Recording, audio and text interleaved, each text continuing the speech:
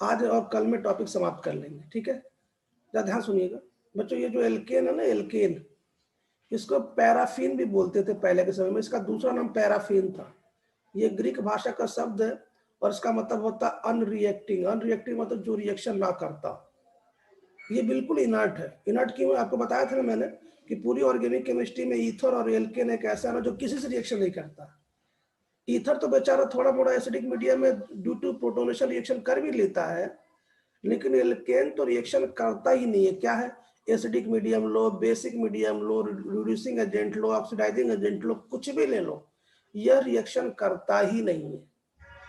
तो सर ये कौन सी रिएक्शन देता है? तो अभी मैं बताने वाला। फिलहाल कार्बन नंबर 1 से लेकर कार्बन नंबर 5 तक ये गैस है, मतलब एल्केन। मतलब बताना चाहता हूं कि मेथेन से लेकर पेंटेन तक ना ये गैस फॉर्म में पाया जाता है, जिनका कोई कलर नहीं होता, जिनका कोई स्मेल नहीं होता। इसको ऑर्डरलेस बोलते हैं, इंग्लिश में बोलते हैं ऑर्डरलेस, मतलब बिना स्मेल का। कार्बन नंबर 6 से कार्बन नंबर 18 सबके सब लिक्विड फॉर्म में पाए जाते हैं। इसी के लिस्ट में आपको बताना चाहता हूँ कि डीजल आता है, पेट्रोल आता है, तारपीन का ऑयल आता है, मोबिल आता है, सब आता है इसी में। कार्बन नंबर 6 से कार्बन नंबर 18 जितने भी आप देख रहे हैं ना, सब के सब एल्केन की लिस्ट में आता है। कैसे होता है मैं इसके बारे में बताऊंगा। और बच्चों कार्बन नंबर 19 से के बाद के सब वैक्सी सॉलिड है, मतलब थोड़ा मोम के जैसा आपको दिखाई देंगे, लेकिन सॉलिड होते हैं। फिलहाल अब थोड़ा नीचे बात करते हैं बच्चों। कार्बन कार्बन की जो बॉन्ड एनर्जी है ना, वो 100 किलो कैलोरी के आसपास होती है, नियर अबाउट।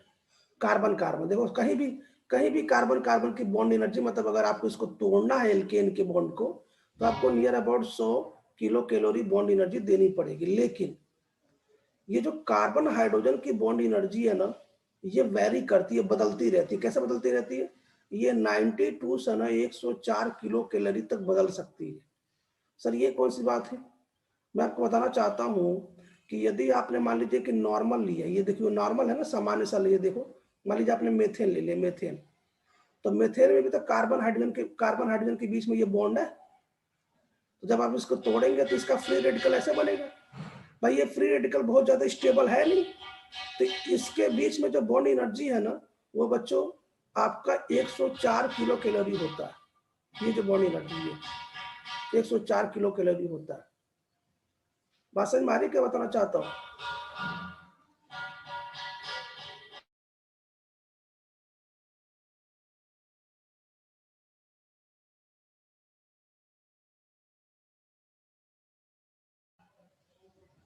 इसके बीच की एनर्जी 4 किलो, मतलब 104 किलो कैलोरी होती है। अगर मान लो कि आपने ये ले लिया, एथेन ले लिया, एथेन, तो अगर आप इससे जो फ्री रेडिकल बनाएंगे वो ये बनाएंगे, ये थोड़ा सा ज्यादा।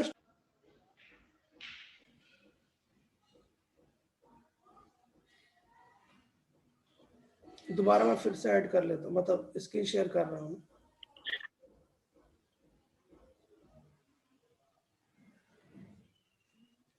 क्या देखिए,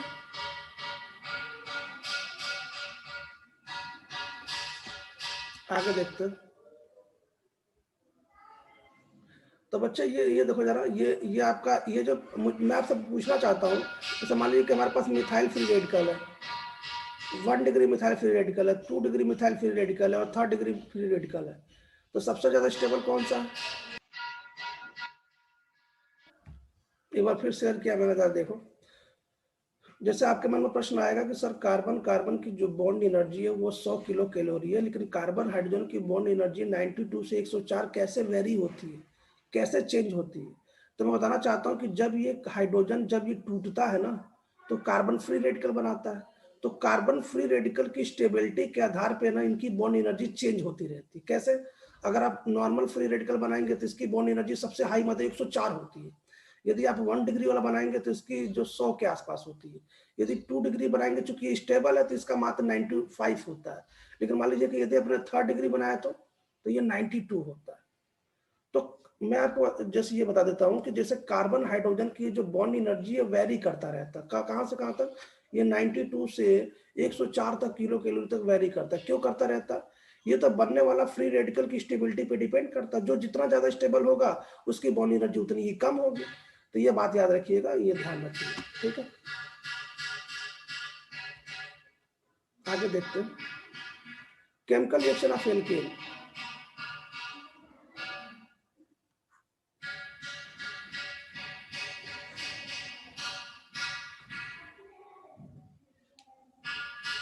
ये क्या बज रहा है यार बाहर? अब एल्केन की बात करते, ध्यान सुनो बच्चों। एल्केन और इनर्ट, एल्केन इनर्ट होता है किसके प्रति? एसिडिक के प्रति। मतलब कुल मिला के एल्केन एसिड से भी रिएक्शन नहीं करता, बेस से रिएक्शन भी नहीं करता, ऑक्सीडाइजिंग एजेंट कुछ लो तब भी रिएक्शन नहीं करेगा, रिड्यूसिंग एजेंट लो तब भी रिएक्शन नहीं करेगा, ये कुछ भी नहीं करता है। एल्केन केवल एक काम करता है, क्या करता? अगर आपने एल्केन में कोई भी यूवी लाइट यूज किया, कोई भी यूवी लाइट यूज किया, एक मिनट देखता हूँ मैं आवाज कैसे आ रही है।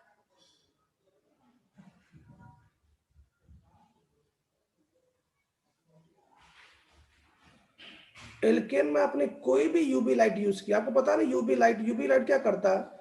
एचमी मतलब फोटोन निकालता है यूवी लाइट। या आपने कोई भी लाइट यूज किया, कोई भी लाइट यूज किया, तो बच्चों होता क्या है ना कि आपको पता है ना कि मैंने बताया था ना कि यूवी लाइट की प्रेजेंस में, लाइट की प्रेजेंस में ये फ्री रेडिकल के फॉर्म में टूटता है। ये तो मैंने बता चुका हूं ना कि इससे फ्री रेडिकल बनते हैं। तो बच्चों यह फ्री रेडिकल सब्स्टिट्यूशन रिएक्शन देता है। मैंने क्या बोला? फ्री रेडिकल सब्स्टिट्यूशन रिएक्शन देता है। यह केवल एक ही रिएक्शन देता है जिसका नाम है फ्री रेडिकल सब्स्टिट्यूशन रिएक्शन, बस।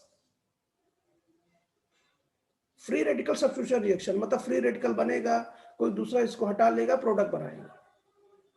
तो अगर हमसे कोई पूछे कि एल्केन की कौन सी रिएक्शन होती है, तो हम क्या बोलेंगे कि यह यूवी लाइट की प्रेजेंस में या हीट करने पे यह केवल फ्री रेडिकल सब्स्टिट्यूशन रिएक्शन देता है। इसको शॉर्टकट में क्या बोलते हैं? फ्री रेडिकल सब्स्टिट्यूशन रिएक्शन मतलब SFR एल्केन की रिएक्शन होती है। ठीक है, ये क्लियर हो गया। अगर हमसे कोई पूछे एल्केन कौन सी रिएक्शन देता है, तो हम बोलेंगे सर एल्केन केवल और केवल फ्री रेडिकल। वो भी आपको बता दूं ना, हाई टेम्परेचर पे, कम से कम 300 से 500 डिग्री सेल्सियस पे अगर आप हीट करेंगे ना, टेम्परेचर देंगे ना, तब जाके एल्केन का ये बॉन्ड टूटता है और फ्री रेडिकल बनते हैं, तब जाके फ्री रेडिकल सब्स्टिट्यूशन रिएक्शन होता है। सब्स्टिट्यूशन के बारे में आपको अच्छे से पता है, कोई दूसरा चीज आएगा उसको हटा के खुद प्रोडक्ट बनाएगा। तो बच्चों हम लोग क्या पढ़ने वाले हैं? Free radical substitution reaction. क्यों? क्योंकि एल्केन मात्र यही रिएक्शन देता है, फ्री रेडिकल सब्स्टिट्यूशन रिएक्शन। ये देखो SFR। ठीक है, खैर फिलहाल देखते हैं, शुरू करते हैं। तो जैसे बच्चों मान लीजिए कि हमारे पास कोई RH है, कोई एल्केन है, हमने उसकी रिएक्शन, मैं थोड़ा सा इसको उस पर बताता हूँ, क्या बोलते हैं, व्हाइट पेज पे बताता हूँ, है ना। थोड़ा सा मैं इसको व्हाइट पेज पे बताता हूँ क्योंकि यहीं से जरूरत है हमको। तो बच्चों हमसे अगर हमसे कोई पूछेगा कि एल्केन कौन सी रिएक्शन देता है, तो हम बोलेंगे साहब alkane free radical substitution reaction देता है। तो एल्केन की अगर मैं पूछूं केमिकल रिएक्शन ऑफ एल्केन, अगर हम मान लीजिए मैं आपसे पूछूं, तो मैं आपसे पूछूं, सपोज मान लो पूछूं कि चलो बताओ केमिकल रिएक्शन क्या होगा, केमिकल रिएक्शन ऑफ एल्केन क्या होगा, केमिकल रिएक्शन ऑफ एल्केन मतलब एल्केन कौन सी रिएक्शन देता है, एल्केन।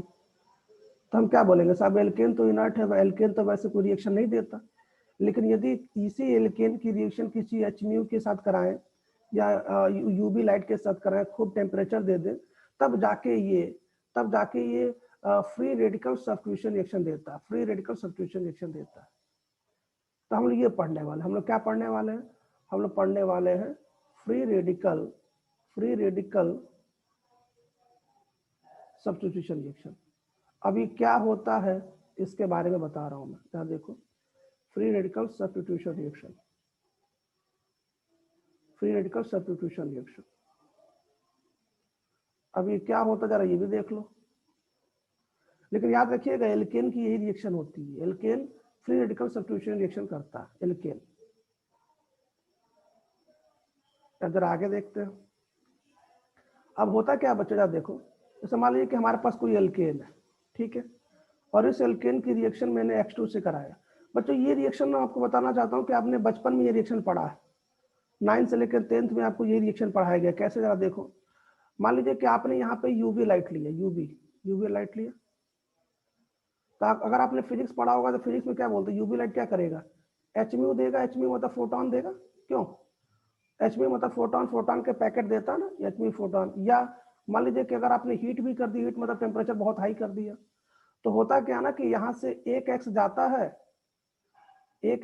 है, मतलब वास्तव में देखो क्या होता है। अगर आपने 10th में पढ़ा होगा तो ऐसे पढ़ाया गया होगा, देखो पहले मैं रफ में बताता हूँ। ऐसे पढ़ाई होगा 10th में कि ये HX बाहर निकल जाता है और ये जुड़ जाता है, ऐसे सुना गया होगा ना कि ऐसे एल्केन बन जाता है और साथ में HX बाहर निकल जाता है। लेकिन ये जो प्रोसेस होता है बच्चों ना, इस प्रोसेस के पीछे जो मैकेनिज्म है ना, वो फ्री रेडिकल सब्स्टिट्यूशन मैकेनिज्म है। कैसे होती है मैं बताने वाला हूँ, ये कैसे होती है मैं बताने वाला, लेकिन ऐसा होता है। और बच्चों इस प्रोसेस को ना, ये जो प्रोसेस हो रहा है ना, इसको बोलते हैं हेलोजिनेशन। हेलोजिनेशन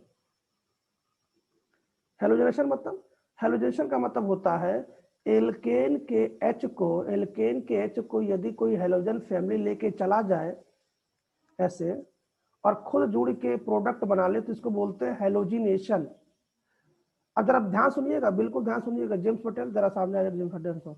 अब इसमें इंपॉर्टेंट क्या है? इंपॉर्टेंट ये है कि बच्चों यदि यदि केवल और केवल एल्केन का एक हाइड्रोजन बाहर निकले तो उसको बोलते हैं मोनोहेलोजिनेशन। मोनोहेलोजिनेशन मतलब आपने हेलोजिनेशन एक बार कराया है। मोनोहेलोजिनेशन कब होता है? जब एल्केन आपका बहुत एक्सेस में हो और ये एक्सेस में ना हो। जब हेलोजन फैमिली एक्सेस में ना हो, एल्केन ज्यादा हो, तब जाके मोनोहेलोजिनेशन होता है। बच्चों जब तक ना कहा जाए, जब तक आपसे कुछ भी ना कहा जाए, तब तक आपको मोनोहेलोजिनेशन मान के चलना है। मतलब तब तक आपको यही रिएक्शन मान के चलना है। लेकिन मुझे एक बात बता दो, मान लो कि आपने X2 एक्सेस में ले लिया, सपोज मान लो आपने X2 एक्सेस में ले लिया, ये एक्सेस में है और एल्केन एक्सेस में नहीं है, तो बच्चों क्या होगा जरा मुझे बताओ। जैसे मान लीजिए कि आपने मेथेन ले लिया, सपोज मान लो, तो और हेलोजन फैमिली एक्सेस में है, तो क्या होगा? अब ये हेलोजन फैमिली रिएक्शन करता जाएगा करता जाएगा करता जाएगा। कब तक करेगा? जब तक उसके सारे हाइड्रोजन को ना हटा दे। क्यों भाई? सबसे पहले क्या होगा, एक हाइड्रोजन को हटाएगा तो क्या बनेगा? CH3Cl बनेगा। लेकिन इसके पास तो मतलब मान लो आपने यहाँ पे क्लोरीन ले लिया, सपोज मान लो क्लोरीन मान लो ले लिया, तो इसके बाद क्लोरीन तो एक्सेस में है, ये फिर रिएक्शन करेगा, फिर रिएक्शन करके फिर हाइड्रोजन को हटाएगा, फिर क्लोरीन चिपकेगा, तो क्या होगा? CH2Cl2 बन जाएगा। ये फिर रिएक्शन करेगा क्योंकि क्लोरीन तो एक्सेस में, क्या बनेगा बता दो? CaCl3 बन जाएगा। ये फिर रिएक्शन करेगा, फिर क्लोरीन के पास एक्सेस में क्या बनेगा? ये CCl4 बन जाएगा। CCl4 क्यों? आपने बचपन में ये रिएक्शन पढ़ी है ना, बचपन में रिएक्शन पढ़ी है। तो ये रिएक्शन तब पॉसिबल है ना जब हेलोजन फैमिली एक्सेस में हो। और बच्चों इस रिएक्शन को बोलते हैं पॉलीहेलोजिनेशन। पॉलीहेलोजिनेशन मतलब जब हेलोजिनेशन एक से ज्यादा हो। एक से ज्यादा मतलब जब आपने हाइड्रोजन एक से ज्यादा निकाला तो उसको बोलते हैं पॉलीहेलोजिनेशन। पॉलीहेलोजिनेशन। तो अगर हमसे कोई पूछे ना कि मोनोहेलोजिनेशन हो रहा है, मोनोक्लोरिनेशन, मोनोब्रोमिनेशन, तो आप समझ जाइएगा कि केवल एक क्लोरीन मतलब एक हाइड्रोजन फैमिली आके चिपका है और केवल एक हाइड्रोजन बाहर निकला है। लेकिन यदि आपको मैंने बोल दिया कि पॉलीहेलोजिनेशन हुआ है, तो बच्चों आप समझ लीजिएगा कि पॉलीहेलोजिनेशन तभी पॉसिबल है जब आप हेलोजन फैमिली को एक्सेस में लें। क्यों? जब वो ज्यादा होगा तो वो सभी हाइड्रोजन को बाहर निकालेगा, प्रोडक्ट बनाता जाएगा बनाता जाएगा बनाता जाएगा। तो जब तक आपसे कुछ ना कहा जाए, मान लीजिए कि मैंने ऐसा रिएक्शन लिख दिया, ऐसे RH लिख दिया और X2 लिख दिया, अब प्रोडक्ट बनाने को बोला, तो आप मोनो हेलोजिनेशन ही कराएं। आप क्या करें? इसके एक H को बाहर कर दें, आप RH बना दें और HX बना दें। जब तक वो खुद ना बोले कि साहब ये एक्सेस में है या कुछ भी हो, तब तक पॉली हेलोजिनेशन ना कराएं, आप मोनो हेलोजिनेशन ही कराएं। ये बात याद रखिएगा। सबको समझ में आ गया हेलोजिनेशन किसे कहते हैं? किसे कहते हैं भाई हेलोजिनेशन? कार्बन के हाइड्रोजन को हटाना है और क्लोरीन के चिपकाना है, उसे हेलोजिनेशन कहते हैं। जरा इसको फोटो ले लीजिए, हो सकता है आपके पास हो लेकिन फिर भी ले लीजिए, समझने में काम आएगा।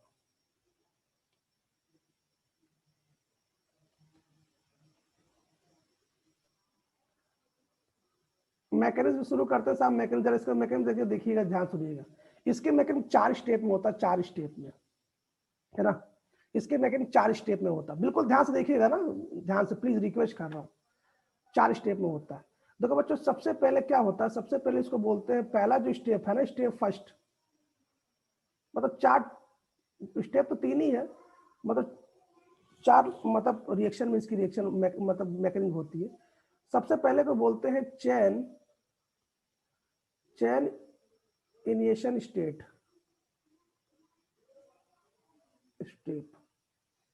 इसको CI बोलते हैं। सर ये क्या है? देखो बच्चों, अगर आपको कोई भी फ्री रेडिकल रिएक्शन करानी है, कोई भी, तो सबसे पहले इस रिएक्शन को स्टार्ट करना पड़ेगा साहब। पहले रिएक्शन शुरू होगा तभी तो फ्री रेडिकल होगा। कैसे स्टार्ट करना पड़ेगा? सबसे पहले आपको फ्री रेडिकल बनाना पड़ेगा, क्योंकि जब तक फ्री रेडिकल नहीं बनेगा ना, तब तक वो दूसरे से फ्री रेडिकल बिना बना के रिएक्शन को आगे नहीं बढ़ाएगा। सबसे पहले फ्री रेडिकल बनाइए। अब फ्री रेडिकल बनाने के लिए हमारे पास कैटलिस्ट भी है। कौन सी कैटलिस्ट है? R2O2 है। मतलब इस प्रकार के कैटलिस्ट है जिनको डालने पे वो फ्री रेडिकल बनवा देते हैं। अगर मान लो कि ये फ्री रेडिकल अपने आप नहीं बन रहा, हमारे हीट करने से नहीं बन रहा है ना, तो हम कैटलिस्ट का यूज कर लेंगे। आपको तो अच्छे से पता है। फिलहाल तो पहले स्टेप में फ्री रेडिकल बनाएंगे। क्या फ्री रेडिकल? ध्यान सुनो। ये एक्स होता है ना बच्चों, ये यूवी लाइट की प्रेजेंस में पहले ब्रेक होता है, होमोलाइटिक ब्रेक होता है। अच्छा, मान लो ब्रेक नहीं हो रहा सर हमारा, तो एक्स टू ब्रेक नहीं हो रहा, तो आप उसमें कोई कैटलिस्ट यूज कर लीजिए। आपको पता नहीं कैटलिस्ट क्या करता है? जैसे आपने R2O2 यूज कर लिया तो तुरंत का तुरंत ये फ्री रेडिकल बनाएगा। अगर ये फ्री रेडिकल बनाएगा तो इसकी इफेक्ट में इसको फ्री रेडिकल में फॉर्म में तोड़ देगा। तो आपके पास बहुत उपाय है। जैसे मान लीजिए कि आपने इसे फ्री रेडिकल बना लिया, ये फ्री रेडिकल बना लिया। अच्छा, मैं आपको पहले रिएक्शन दिखा देता हूँ। रिएक्शन क्या? जरा रिएक्शन देखिए साइड में। रिएक्शन क्या है? रिएक्शन ये है कि आपके पास एक एल्केन है और उसकी रिएक्शन आप X2 से करा रहे हैं और आपके पास H-म्यू है और आप इसकी रिएक्शन मैकेनिज्म देख रहे हैं। तो बच्चों, सबसे पहले शुरुआत स्टेप में ये जो X2 है ना, पहले ये X2 टूटता है। किस फॉर्म में टूटता है? पहले ये फ्री रेडिकल के फॉर्म में टूटता है। अब अभी जब ये फ्री रेडिकल फॉर्म में टूट गया ना बच्चों, तब ये जाके इससे रिएक्शन करता है, जो कि सेकेंड स्टेप है। क्यों? क्योंकि जब तक फ्री रेडिकल नहीं बनेगा तब तक ये रिएक्शन नहीं होगी। जरा इस रिएक्शन को देख लीजिए, मैं इसी के थ्रू मैकेनिज्म लिख रहा हूं। तो सेकेंड स्टेप जरा देखो क्या है। दूसरा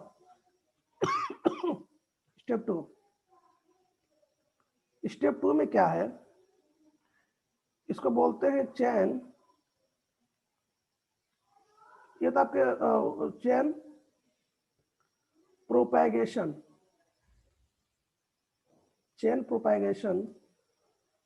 स्टेप, इसको CP बोलते हैं। ये होता क्या? मुझे बताइए। क्या आपके पास एल्केन है RH? क्या फ्री रेडिकल टूट चुका है? फ्री रेडिकल बिल्कुल टूट चुका है। तो बच्चों, होता क्या ना कि पहले ये टूटता है फ्री रेडिकल फॉर्म, ऐसे पहले ये फ्री रेडिकल के फॉर्म में टूटता है। तो जब ये फ्री रेडिकल के फॉर्म में टूटेगा तो यहां बनेगा R फ्री रेडिकल और H फ्री रेडिकल, है ना? तो ज्यादा ध्यान सुनिएगा। तो होता क्या है ना कि ये जो R फ्री रेडिकल है, R फ्री रेडिकल ऐसे टूटता है और यहाँ पे बनाता है HX। प्रश्न ये है, आपके मन में ये प्रश्न आ रहा होगा कि सर आपने यहाँ पे R फ्री रेडिकल बनाया, H फ्री रेडिकल बनाया, तो सर ये जो X है ये इससे क्यों नहीं ऐड हुआ, ये इस पे क्यों ऐड हुआ? मैं बताना चाहता हूँ कि हाइड्रोजन फ्री रेडिकल ना हाईली अनस्टेबल है, बहुत ज्यादा अनस्टेबल है, हाईली अनस्टेबल है। इसलिए ये H फ्री रेडिकल के फॉर्म में नहीं रहना पसंद करता है ना।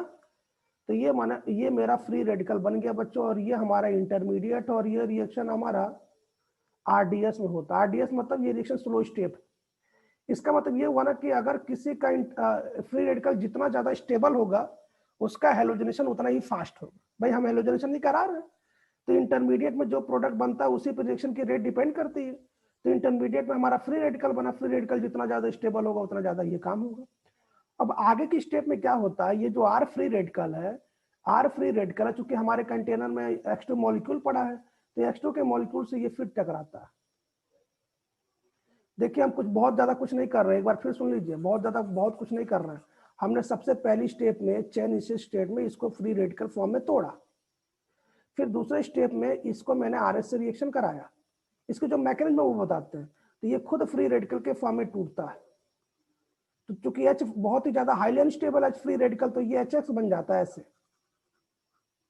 तो R फ्री रेडिकल हमारे पास है, तो R फ्री रेडिकल क्या करता है? दूसरे X2 के मॉलिक्यूल से भी जुड़ता है ऐसे, इसको फ्री रेडिकल फॉर्म में तोड़ के। तो कैसे जुड़ता है देखो, ये RX बन जाता है और साथ में X फ्री रेडिकल बन जाता है। तो बच्चों दूसरा जो स्टेप है ना वो चेन प्रोपोगेशन का स्टेप है, और ये रिएक्शन कई टाइम्स होता रहता है, मिलियन सम टाइम्स होता रहता है। क्यों होता है? तो इसमें जरा ध्यान से देखिए, इसमें प्रोडक्ट की साइड में फ्री रेडिकल बनता है। देखो जब देखो तब प्रोडक्ट की साइड में फ्री रेडिकल बनता है, और जब तक फ्री रेडिकल बनेगा ये रिएक्शन होता जाएगा, रिएक्शन नहीं रुकेगा।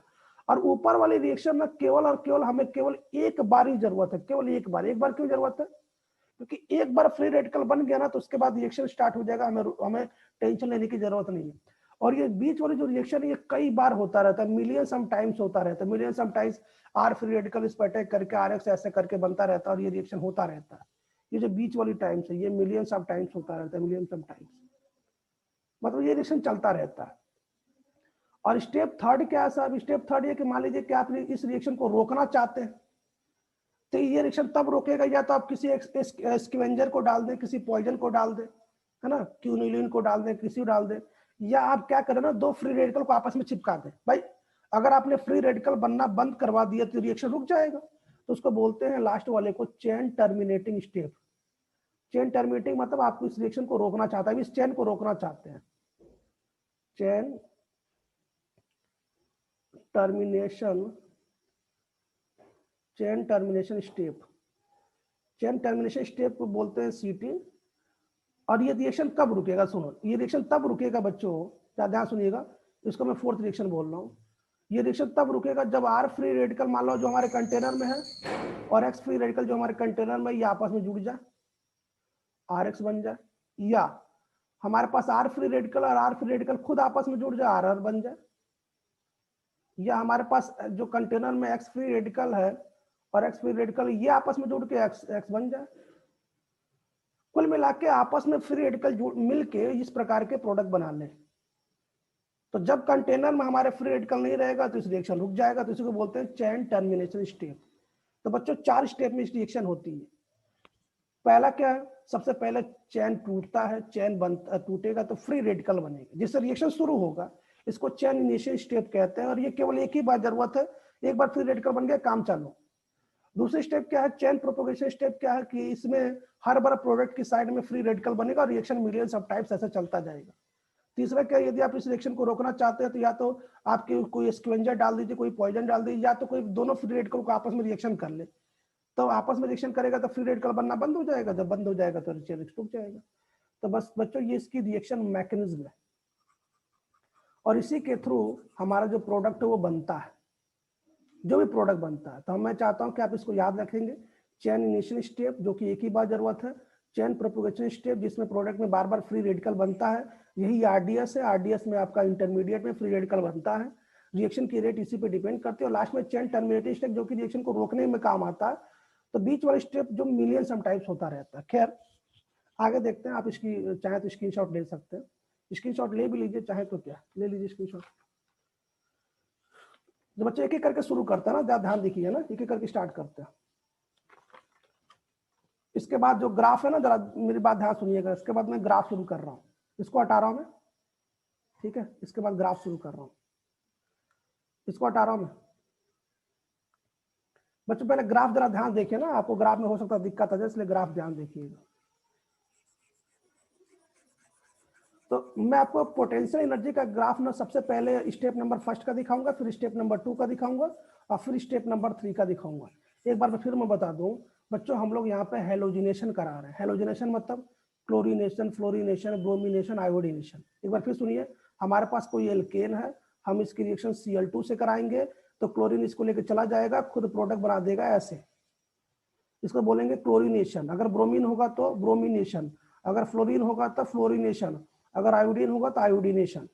तो बच्चों हम ये देखना चाहते हैं ना कि जब कोई भी हेलोजिनेशन रिएक्शन होता है तो वो किस टाइप का होता है, मतलब उसमें कौन सा प्रोडक्ट बनता है, वो इंडो होता है कि एक्सोथर्मिक होता है, ये हम देखने वाले हैं क्योंकि ये हमारे लिए इंपॉर्टेंट है।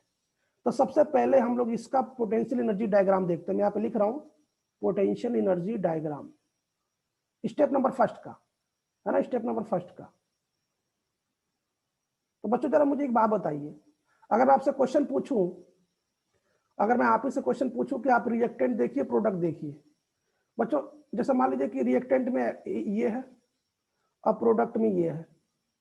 अगर मैं आपसे क्वेश्चन पूछूं कि ये स्टेबल है कि ये स्टेबल, दोनों में स्टेबल कौन सा है, तो नॉर्मल सा चीज है कि सर एल्केन ज्यादा स्टेबल होता है, सिंगल बॉन्ड ज्यादा स्टेबल है, ये मोर स्टेबल है, और ये क्या है, अनस्टेबल है। भाई कोई भी अपने सर पे फ्री रेडिकल लेकर घूमना नहीं चाहता। वो हाईली लिखाया था ना फ्री रेडिकल के बारे में, फ्री रेडिकल हाईली अनस्टेबल होता है, वो कम रिएक्टिव, वो फास्ट रिएक्टिव होता है। तो बच्चे मुझे एक बात बताओ, क्या ये रिएक्शन स्टेबल से अनस्टेबल की तरफ जा रहा है? भाई ये रिएक्शन स्टेबल से अनस्टेबल की तरफ जा रहा है ना। तो बच्चों ये इसका जो ग्राफ बनेगा, जरा देखिए, ये जो पहले का जो ग्राफ बनेगा, फर्स्ट वाला, ये फर्स्ट का जो ग्राफ बनेगा, तो सबसे पहले यहाँ पे पोटेंशियल एनर्जी का ये ग्राफ है।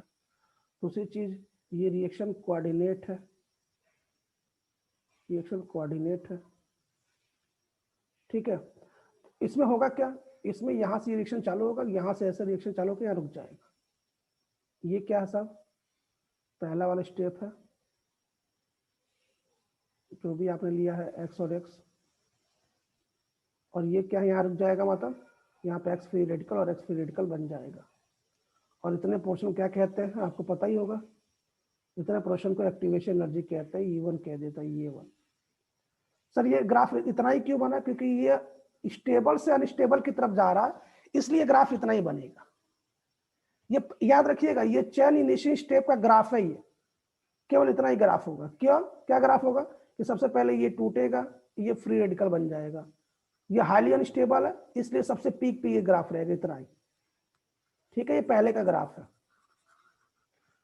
पहले ग्राफ का फोटो ले लीजिए एक बार।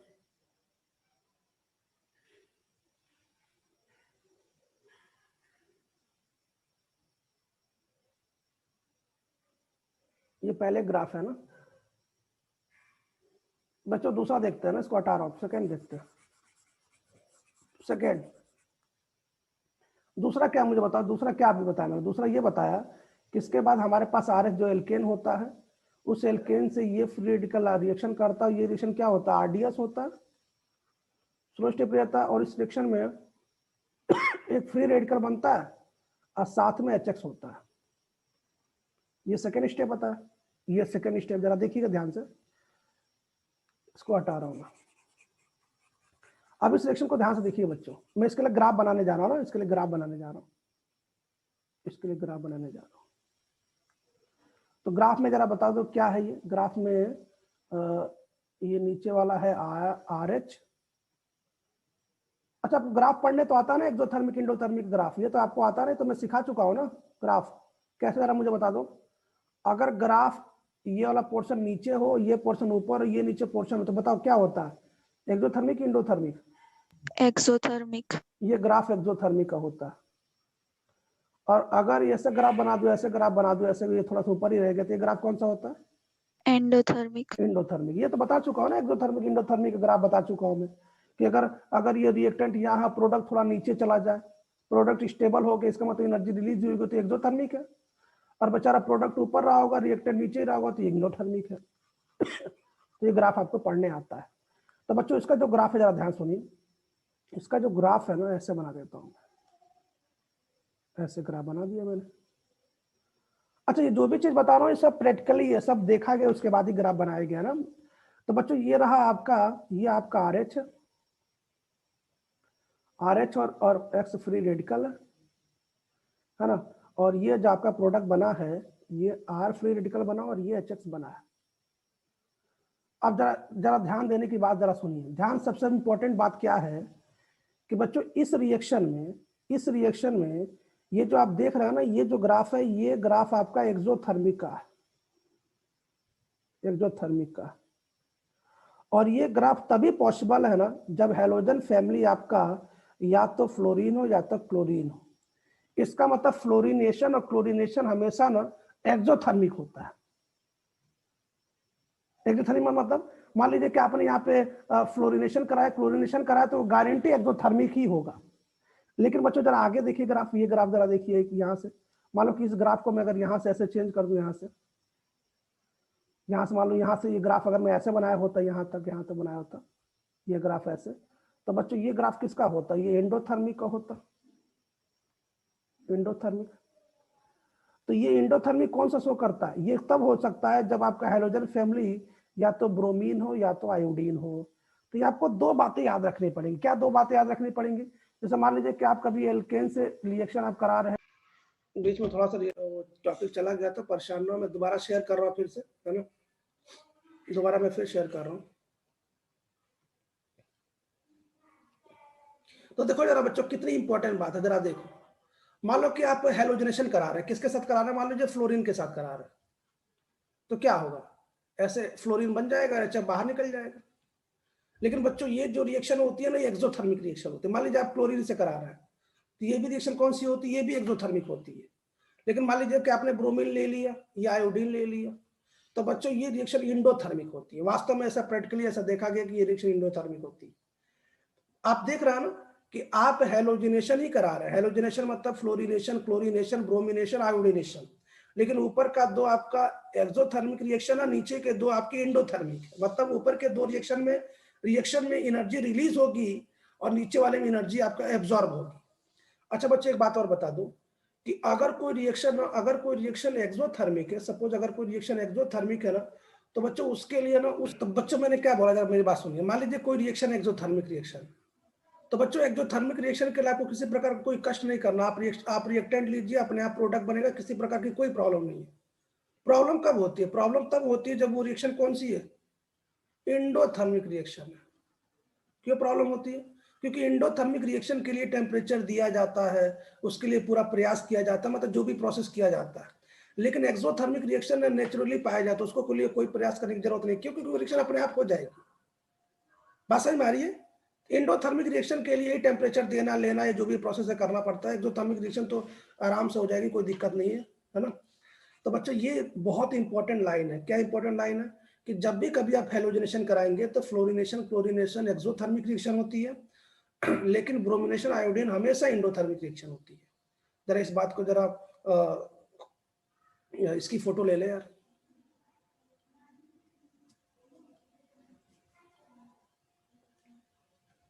ले लिया। अब इसमें कुछ क्वेश्चन करते हैं। जरा मैं पहले मैं क्वेश्चन कराने से पहले एक चीज पूछ लूं। जरा एक बात दिखा दूं मैं। एक बात जरा इसको दिखा दूं मैं थोड़ा सा उस पे नोट्स पे। जरा देखिए एक बात जरा ध्यान से, क्या बात है देखो जरा, मैं इसको दिख रहा हूं, बताओ। फ्लोरिनेशन ऑफ एल्केन हमेशा एक्सोथर्मिक, क्लोरिनेशन ऑफ एल्केन ये भी हमेशा एक्सोथर्मिक। लेकिन बच्चों एक जगह प्रॉब्लम है, केवल एक जगह। कहां प्रॉब्लम है? एक एक्सेप्शन है बच्चों, केवल एक एक्सेप्शन है। क्या एक्सेप्शन है? कि यदि कभी भी आपने मेथेन का क्लोरिनेशन करा, मेथेन का मतलब मान लीजिए कि आपके सामने मेथेन हो और आपने ये रिएक्शन कराया, तो बच्चों फ्लोरिनेशन क्लोरिनेशन तो हमेशा एक्सोथर्मिक होता है, लेकिन इस केस में ना यह इंडोथर्मिक होता। बस आपको ये बात याद रखनी पड़ेगी। बाकी आप क्लोरीन का कोई भी केस ले लें, सब के सब एक्सोथर्मिक। केवल एक एक्सेप्शन मेथेन, मेथेन का क्लोरिनेशन आपका इंडोथर्मिक रिएक्शन होता है, ये बात याद रखिएगा बच्चों। ब्रोमिनेशन यहाँ पे एंड कर लीजिएगा, ब्रोमिनेशन एंड आयोडीनेशन ये इंडोथर्मिक, इसमें कोई एक्सेप्शन नहीं है। एक्सेप्शन केवल एक जगह है, मैंने आपको बता दिया, प्लीज उसको करेक्ट कर लीजिए, है ना। अच्छा करेक्ट आप एक जगह और कर लीजिए। कहाँ पे करेक्ट कर लीजिए? देखो यहाँ पे करेक्ट कर लीजिएगा, है ना। ये क्या साहब, ये इंडोथर्मिक कर लीजिएगा, इंडोथर्मिक। इस पीडीएफ में ये लाइन करेक्ट कर लीजिएगा, ये इंडोथर्मिक, है ना। इस पीडीएफ में ये लाइन करेक्ट कर लीजिएगा, ये इंडोथर्मिक, प्लीज करेक्ट, है ना। यहाँ पे इंडोथर्मिक कर लीजिएगा। और यहाँ पे तो हाँ ठीक है, यहाँ पे सही है, करेक्ट कर लीजिएगा इंडोथर्मिक। बात समझ में आ गई कि नहीं समझ में आ गई? ठीक है। अब आपसे एक क्वेश्चन पूछा जाए, क्वेश्चन देखिए। पहले आप इस ग्राफ को देख लीजिए। इस ग्राफ को देखने से क्या पता लगा कि सर ये स्टेप नंबर 2 का ग्राफ है और ये रिएक्टेंट और ये प्रोडक्ट है, तो सर फैक्ट ये या तो क्लोरिनेशन होगा या तो फ्लोरिनेशन होगा। क्यों? क्योंकि क्लोरिनेशन फ्लोरिनेशन में ही ग्राफ ऐसे बनता है, ये रिएक्टेंट ऊपर रहता है, प्रोडक्ट नीचे आ जाता है। भाई इसमें भाई ये ग्राफ देख के यही बता सकते हैं ना। क्यों? इस ग्राफ में साफ साफ दिख रहा है कि एक्सोथर्मिक रिएक्शन है। ग्राफ क्या है? एक्सोथर्मिक है, एक्सोथर्मिक रिएक्शन है। तो क्वेश्चन ये पूछ रहा है कि ये जो ऊपर वाला डायग्राम है, the potential energy diagram which reaction, मतलब ये जो डायग्राम है किस रिएक्शन के लिए है? तो या तो क्लोरिनेशन के लिए होगा या तो फ्लोरिनेशन। कंफर्म है, क्यों? क्योंकि आयोडीनेशन और ब्रोमिनेशन तो संभव नहीं है भाई। आयोडीनेशन ब्रोमिनेशन तो इस रिएक्शन से संभव है नहीं, पॉसिबल नहीं है। क्यों नहीं पॉसिबल है? क्योंकि वो तो एंडोथर्मिक होती है, तो ग्राफ एक्सोथर्मिक का रिएक्शन है। अब क्लोरिनेशन क्यों नहीं हो पाएगा? क्योंकि क्लोरिनेशन मेथेन का इंडोथर्मिक होता है, ये भी पॉसिबल नहीं है। तो सबसे लास्ट वाला आंसर हो जाएगा। समझ रहे ना, ये ग्राफ देख के क्या आंसर मैंने बोला। तो स्टेप नंबर 2 का ये ग्राफ है, याद रखिएगा। ये नॉर्मली सभी बुक में लिखा होगा ये ग्राफ, क्योंकि ये पेपर में एक क्वेश्चन आया था। तो ये बात ध्यान रखिएगा बच्चों, ये क्वेश्चन है सिंपल सा नॉर्मल से ये प्रश्न है, ठीक है। अब थोड़ा सा आगे बढ़ते हैं, थोड़ा सा फास्ट शुरू में बच्चों। स्टेप नंबर 3 की बात करते हैं। स्टेप नंबर 3 में क्या होता है बताओ। फ्री रेडिकल जो बनता है वो हैलोजन फैमिली को रिएक्शन करके ऐसे बना लेता है। और मैं बताना चाहता हूं कि ये सभी के लिए, सभी रिएक्शन के लिए, सभी मतलब अगर आप यहाँ पे H2 लें, ब्रोमीन लें, क्लोरीन लें, कुछ भी लें, यहाँ पे ये सभी के लिए बच्चों ना एक्सोथर्मिक होता है। ये सभी के लिए एक्सोथर्मिक होता है, सभी के लिए।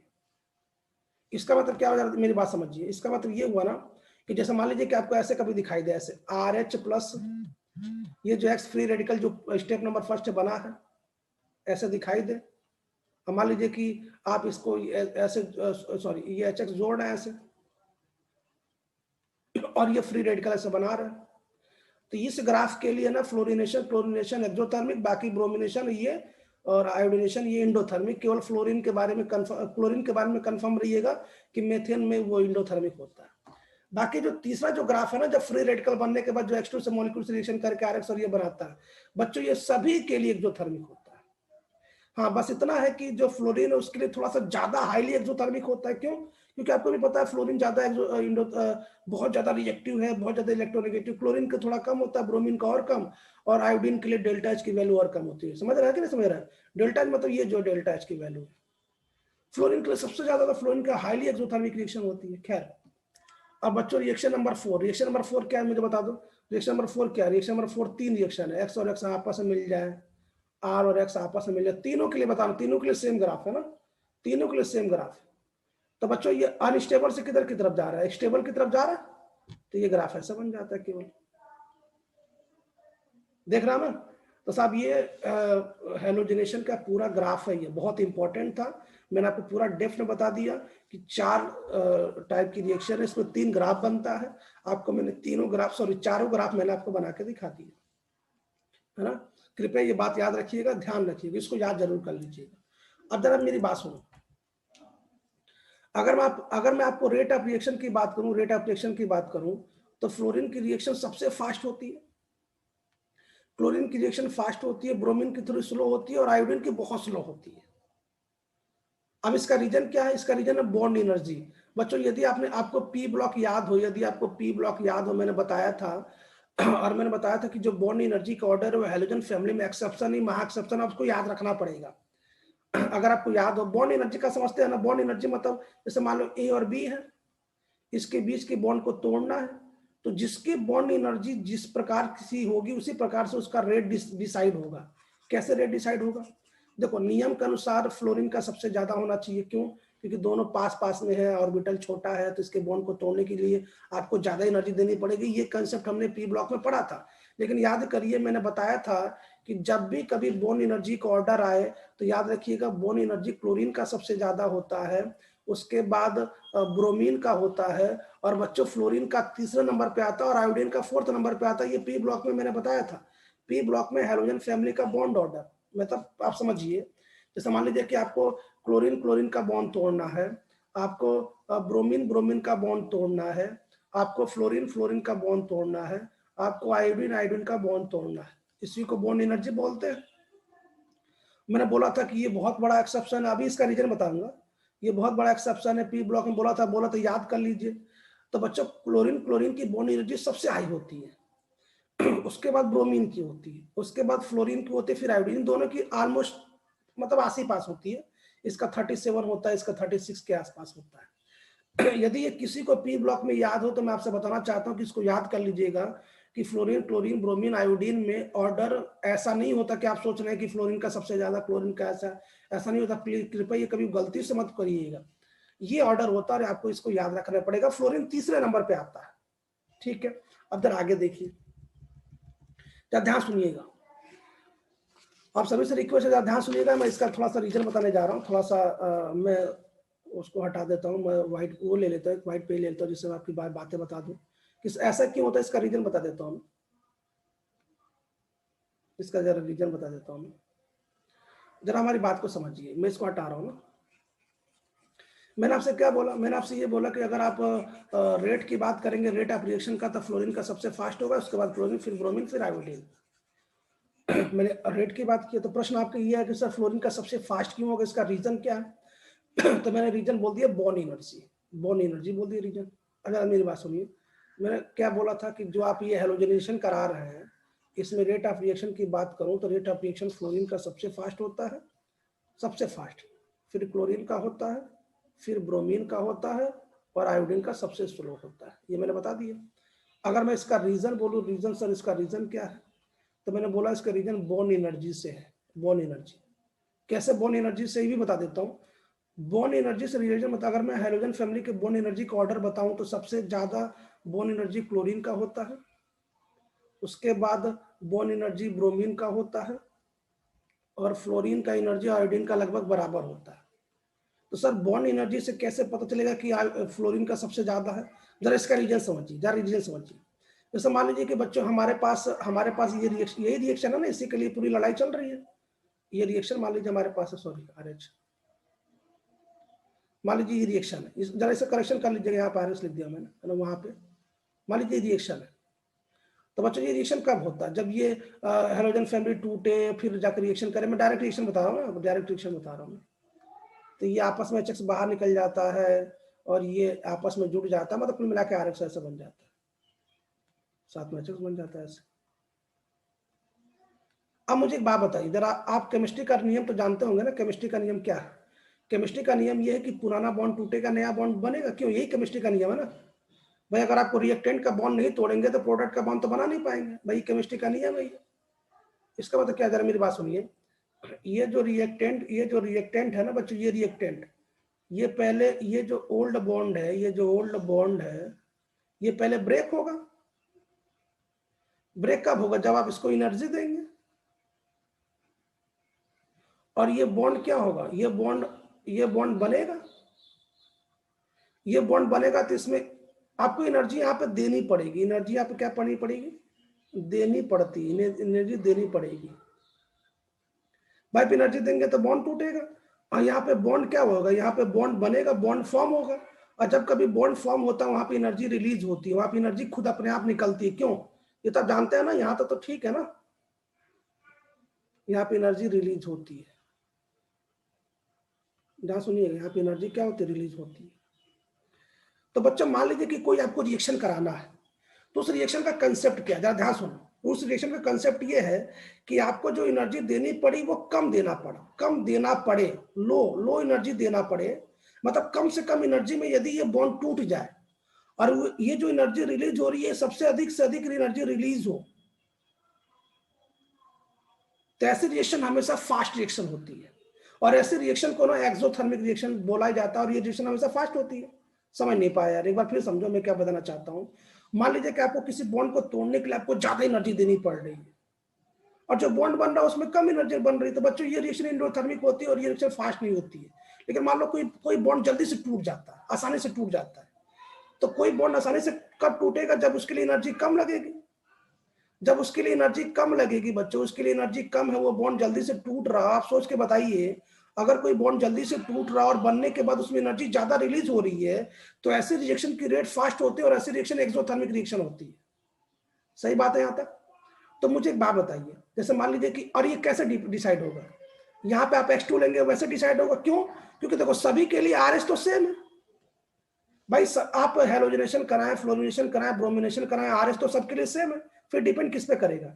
डिपेंड ये करेगा कि आप F2 ले रहे हैं, कि Cl2 ले रहे हैं, कि Br2 ले रहे हैं, कि I2 ले रहे हैं। तो बच्चों क्लोरीन के लिए तो बॉन्ड एनर्जी सबसे ज्यादा है, क्लोरीन जल्दी टूटेगा नहीं भाई, आपको एनर्जी ज्यादा देनी पड़ेगी, तो इसका रेट तो फास्ट होगा नहीं। ब्रोमीन का भी वही हाल है, और आयोडीन और फ्लोरीन का ऑलमोस्ट सेम होता है, उसमें भी फ्लोरीन का सबसे फास्ट होता है। इसका भी रीजन भी बताऊंगा। तो बच्चों इसीलिए ऐसा कहा जाता है कि फ्लोरिनेशन सबसे फास्ट होता है। बात समझ में आ गई? क्लियर हो गई? देखो एक बार फिर सुन लो, जब कभी पुराना बॉन्ड टूटता है और जब नया बॉन्ड बनता है, तो नया बॉन्ड बनने से एनर्जी रिलीज होती है, और ये एनर्जी जितना ज्यादा रिलीज होगी उतना ज्यादा स्टेबल होता है कोई रिएक्शन, उतनी रिएक्शन की रेट फास्ट होती है। और अगर आपको बॉन्ड तोड़ने में एनर्जी कम लगे ना, और बच्चों बॉन्ड बनने में एनर्जी ज्यादा रिलीज होना, तो बच्चों यही रिएक्शन फास्ट रिएक्शन होती है, और ये रिएक्शन फास्ट होती है, रिएक्शन एक्सोथर्मिक होती है, और यही हमारे लिए सबसे ज्यादा यूजफुल भी होती है। यहाँ तक ठीक है। तो फ्लोरीन के केस में बिल्कुल ऐसे ही चलता है। क्या चलता है? फ्लोरीन के केस में उसको बॉन्ड तोड़ने के लिए कम एनर्जी लगेगी, क्योंकि अभी मैंने बता दिया, देखो बॉन्ड एनर्जी का ऑर्डर सबसे कम फ्लोरीन का सबसे कम है ना, सबसे ज्यादा क्लोरीन का है। भाई क्लोरीन जल्दी से बॉन्ड टूटेगा नहीं, तो मैंने क्या बताया, अगर कोई रिएक्शन का बॉन्ड जल्दी से ना टूटे, उसकी बॉन्ड एनर्जी साथ में शुरुआत में हमको ज्यादा देनी पड़े और बाद में एनर्जी कम रिलीज हो बच्चों, तो हमारे लिए फायदेमंद नहीं है ना। हमारे लिए कौन सी रिएक्शन फायदेमंद है कि जो जल्दी से, जैसे मान लीजिए आप ये रिएक्शन करा रहे हैं, ये तो सभी के लिए सेम है, छोड़ो इसको छोड़ो। मान लीजिए जो जल्दी से ये बॉन्ड टूटे, जल्दी से ये टूटेगा, फ्री रेडिकल बनाएगा, फिर आगे प्रोसेस बनेगा, फिर रिएक्शन होगा। मान लीजिए टूटने से मना ही कर देता है, आपको बहुत ज्यादा रिएक्शन देनी पड़ेगी। और आपने सुना होगा कि अगर किसी रिएक्शन में शुरुआत में बहुत ज्यादा एनर्जी देनी पड़े तो वो रिएक्शन बेचारा हाईली अनस्टेबल हो जाता है। फिलहाल तो यहाँ तक ये सबको समझ में आ गया, यहाँ तो कोई दिक्कत किसी को? तो मैंने आपको क्या बताया, जरा मुझे बता दीजिए। मैंने आपको ये बताया कि रिएक्टेंट के साइड का पोर्शन में एनर्जी कम लगनी चाहिए, और जो प्रोडक्ट बनता है बच्चों उसमें एनर्जी ज्यादा रिलीज होनी चाहिए, ये मैंने बता दिया, तभी जाके कोई रिएक्शन फास्ट होती है। तो इतना तो समझ में आ गया। अब जरा मेरी बात सुनो जरा ध्यान से, इसको मैं हटा रहा हूँ, इसको हटा रहा हूँ मैं, इसको मैं रिमूव कर रहा हूँ, इसको हटा रहा हूँ, ठीक है। तो ये तो समझ में आ गया। अब जरा प्रोडक्ट की साइड में देखिए, प्रोडक्ट की साइड में क्या क्या बना, जरा प्रोडक्ट की साइड में देखिए क्या क्या बना। सबसे पहले आप HX की बात करिए। HX में मान लीजिए कि HX में HF आ जाए, अगर आप फ्लोरिनेशन करा रहे हैं, ब्रोमिनेशन कराएंगे तो HCl आएगा, ये क्या आएगा, HBr आएगा, और ये HI आएगा। अगर मैं पूछूं कि बताओ इसमें, अगर मैं पूछूं कि इसमें बॉन्ड एनर्जी सबसे ज्यादा किसकी है, मतलब किसकी बॉन्ड एनर्जी जल्दी टूटेगा नहीं, तो आपको पता ना हाइड्रोजन फर्स्ट ए का है, फ्लोरीन सेकेंड ए का है, इनके बीच में ओवरलैपिंग बहुत तगड़ा होगा, इनके बीच में ओवरलैपिंग बहुत तगड़ा होगा, ये बॉन्ड बहुत मजबूत होगा, ये तो मैं बता चुका हूँ ना, ये बॉन्ड बहुत मजबूत होगा तो ये जल्दी टूटेगा नहीं। तो बच्चों बताना चाहता हूँ कि HF का जो बॉन्ड एनर्जी सबसे हाई होता है, HCl का उससे कम होता है, HBr का उससे कम, HI का सबसे बेकार होता है, क्योंकि आयोडीन की साइज बहुत बहुत बड़ी है, उसका थोड़ी भी एनर्जी देंगे तो तुरंत टूट जाएगा। तो बच्चों मैंने क्या बताया, मैंने ये बताया ना कि इधर के साइड की बॉन्ड एनर्जी ज्यादा होनी चाहिए, देखो ज्यादा है HF की फील्ड में, है ना, रिएक्टेंट के साइड में, सॉरी प्रोडक्ट के साइड में, और इधर आपका बॉन्ड एनर्जी कम होनी चाहिए। मैंने क्या बोला, इधर बॉन्ड एनर्जी कम होनी चाहिए, क्यों? क्योंकि कम होगा तभी रिएक्शन फास्ट होगी। और इधर इधर जो बॉन्ड बन रहा है ना, इधर जो बॉन्ड बन रहा है, जो बॉन्ड फॉर्म हो रहा है, उसकी एनर्जी ज्यादा होनी चाहिए। क्यों? उसकी एनर्जी जितनी ज्यादा होगी उसकी रिएक्शन फास्ट होगी और रिएक्शन एक्सोथर्मिक होगा। सही है। चलो अब RS की बात कर लेते हैं। अगर आप RS की बात करेंगे, RX की बात करेंगे, तो क्लोरीन फ्लोरीन का बॉन्ड हो गया, क्लोरीन CCl हो गया, ये CBr हो गया और CI हो गया। अब जरा देखा बताइए सबसे ज्यादा मजबूत बॉन्ड कौन सा? सबसे ज्यादा मजबूत बॉन्ड यही है, क्योंकि 2p2p ओवरलैपिंग है कि नहीं? तो बच्चों मैंने क्या बोला था, मैंने बोला था ना कि रिएक्टेंट के साइड में बॉन्ड एनर्जी कम होनी चाहिए, किसके लिए कम है? F2 के लिए। अब प्रोडक्ट के साइड में बॉन्ड एनर्जी ज्यादा है, किसके लिए ज्यादा है? भाई HF के केस में ज्यादा है, देखो HF के केस में ज्यादा है और CF के केस में ज्यादा है, देख रहे हैं ना। कुल मिलाकर आपको समझ में आ गया ना कि फ्लोरीन के केस में रेट ऑफ रिएक्शन कितना फास्ट है। क्यों फास्ट है? इसलिए फास्ट है बच्चों कि खुद की बॉन्ड एनर्जी कम है, लेकिन बनने के बाद जो प्रोडक्ट बन रहा है उसकी बॉन्ड एनर्जी ज्यादा है। तो केमिस्ट्री में तो यही तो चाहिए कि जो बॉन्ड टूट रहा है उसकी एनर्जी कम हो, जो बन रहा है उसकी एनर्जी ज्यादा होनी चाहिए। इसलिए बच्चों ये इस रिएक्शन की जो रेट है वो फ्लोरीन का सबसे फास्ट होता है, क्लोरीन का उससे कम, ब्रोमीन का इससे कम। इसका रीजन भी सुन लो, इसका रीजन बता देता हूँ। मैंने आपको यहाँ तक समझा दिया, अगर किसी को ये डाउट हो तो प्लीज पूछ ले, है ना। इसका रीजन सुन लो कि सर फ्लोरीन का सबसे कम क्यों होता है। अच्छा, ये जो मैं बता रहा हूँ ना कि ये सब क्यों, ये सब एनसीईआरटी में सब दिया हुआ है, ये सब के सब एनसीईआरटी में दिया हुआ है, सबके सब एनसीईआरटी में दिया हुआ है। और अगर ये एनसीईआरटी में, एनसीईआरटी की ये लाइन है कि इसकी बॉन्ड एनर्जी ज्यादा है, इसका रेट फास्ट होता है, ज्यादा ध्यान सुनो। अब प्रश्न ये है कि सर ये जो F2 है, सर ये जो F2 है इसकी रेट सबसे फास्ट क्यों होती है? इसका रीजन सुन लो। तो बच्चों एक तो फ्लोरीन की साइज स्मॉल है, पहली चीज। एक तो फ्लोरीन की साइज बहुत स्मॉल है, पहली चीज ये ध्यान सुनो, साइज बहुत स्मॉल है। मैंने क्या बोला? फ्लोरीन की साइज बहुत स्मॉल है। जब इसकी साइज बहुत छोटी होगी तो इस इलेक्ट्रॉन और इस इलेक्ट्रॉन के बीच में रिपल्शन होगा, भाई लोन पे लोन के बीच में रिपल्शन होगा। तो रिपल्शन होगा तो ये दूर भागने का प्रयास करेंगे, जब दूर भागने का प्रयास करेंगे तो ये जो बॉन्ड वीक हो जाएगा, बेचारा वीक हो जाएगा, तो अगर आप इसको हीट देंगे तो इसकी बोन एनर्जी कम होगी, जल्दी टूट जाएगा। ये एनसीईआरटी की लाइन है, एनसीईआरटी में ऐसा लिखा गया है, इसलिए मैंने आपको बता दिया। ठीक है, क्लियर हो गया, सबको समझ में आ गया? तो बच्चों पूरा उम्मीद है कि यहाँ तक तो समझ में आ गया। मैंने पूरा ग्राफ बना दिया, और पूरा ग्राफ बताने के बाद मैंने आपको पूरा सिखा दिया क्या होता है। अब इसके बाद का जो प्रोसेस है वो तो हम लोग कल ही पढ़ेंगे, क्योंकि अभी आनंद सर की क्लास है, लेकिन कल थोड़ा सा हम लोग ज़्यादा क्लास लेंगे, पूरा ज़्यादा लंबा क्लास लेंगे। और कल ये प्रयास है कि कल एल्केन समाप्त हो जाएगा, लेकिन आपसे ये रिक्वेस्ट है ना कि ये जो हेलोजिनेशन इसको पढ़ के रखेंगे। हेलोजिनेशन मतलब क्लोरीनेशन, ब्रोमिनेशन, प्लीज इसका ग्राफ आप सब देख लीजिएगा, ठीक है ना? बात समझ में आ गई? तो सभी को गुड मॉर्निंग, सभी को थैंक यू। कल का वेट करिए, यहाँ तक रिवाइज कर लीजिएगा, जरूर रिवाइज कर लीजिएगा। थैंक यू, पढ़ लीजिएगा साहब, है ना?